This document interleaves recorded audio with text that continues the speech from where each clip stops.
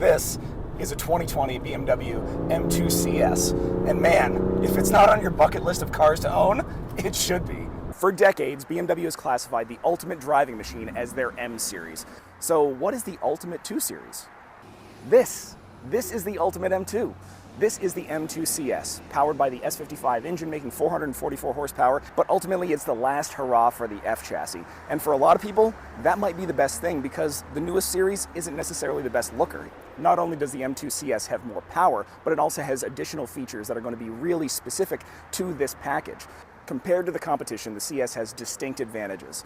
Not only do you have the Alcantara interior and a variety of different features on the inside, you have M-adaptive suspension, and then on top of that, you get carbon fiber roof, carbon fiber hood, carbon fiber rear spoiler, carbon fiber diffuser, carbon fiber front splitter, ultimately creating a better performance machine that is designed more for the track than it is for the street. And on the track is really where it shines. Unfortunately, we don't have access to one of those today, but we'll get a little bit of driving in, let's say spirited.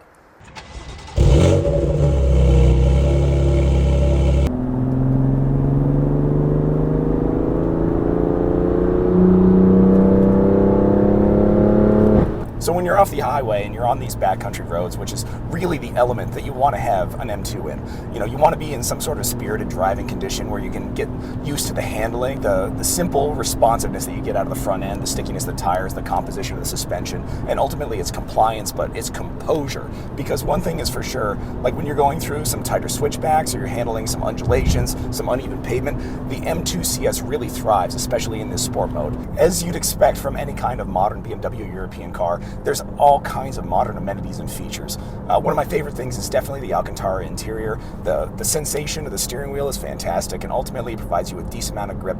If you are in any kind of performance driving situation, like you decide to take something like this on the track, you're probably going to want to have some gloves because just the sweat and the residue is going to wear on the actual Alcantara, and it's going to kind of hurt the finish. Otherwise, fit, finish, and then the comfort of the interior, top notch.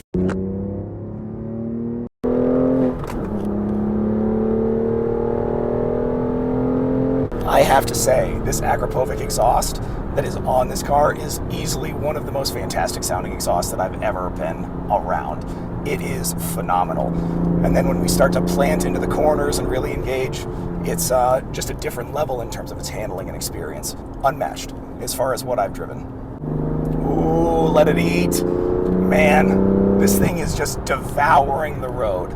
It's like gulping in so much air. You get the 444 horsepower underfoot, and then you don't necessarily have to downshift a whole heck of a lot. You just put your foot into it, you let the turbocharger spool up and do its job. It just has so much grip, it has so much performance just built right into it from the factory. It's a completely different kind of machine, and just love everything about this. It's amazing. If you talk about a lot of modern sport coupes, until you get to a certain echelon, a lot of them are more blunt instruments. You don't necessarily get the extra horsepower, you don't get the creature comforts, you don't get a lot of the adaptive suspension features and a variety of things that you're getting out of something like an M2 CS. But then you can also step up into something much higher, and then they start to strip those things out anyway. So if you start talking about like a Porsche 911 GT3 or GT3 RS, you're paying more money to get less stuff. If you're looking for a combination that's going to allow you to possibly daily drive it, which, not everybody's going to because there's only 594 of these M2 CSs in North America, and this configuration, sapphire black, 6-speed manual, gold wheels with the standard 320mm metal brakes, not the carbon ceramics, they've only got 34 of them. So this is a relatively rare car for you to be out there driving and dailying on an average basis. If you're somebody that can kind of support that habit and wants to own one of the rarer cars that you can get from BMW in recent memory, probably one of the last great M cars, I'd say that this is probably one of the best buys you can get, and it's going to be one of those that has a sustainable value in the future. So I guess the question is, who really needs an M2 CS? If you're talking about the ultimate sport coupe, I would say anybody that is looking for a great driving experience is going to be super happy with a machine like this. It has all the capabilities that you would really want in a car that is going to be fun to drive and then ultimately handle track day duties.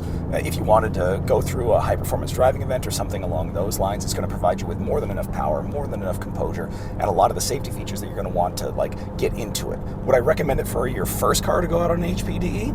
Probably not, because the 444 horsepower is going to be a bit too much if you don't really have a lot of experience with that. If you're a seasoned veteran and you're trying to step up into something a little bit faster, I'd say that this is probably one of the best BMWs you can get into in order to do something like that.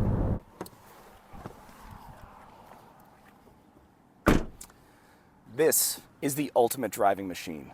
BMW has done wonders with this F chassis on its last generation, and the M2 CS is the culmination of that. 444 horsepower, more than 400 foot-pounds of torque, and then ultimately it's got one of the most composed chassis that they've developed without necessarily going overboard. As new BMWs get a little bit bigger, heftier, heavier, and ultimately they need to make more compromises in terms of their handling and have to have more power to have the same level of performance. If you're looking for the best BMW that they've built so far, this M2 CS is probably going to be your best bet.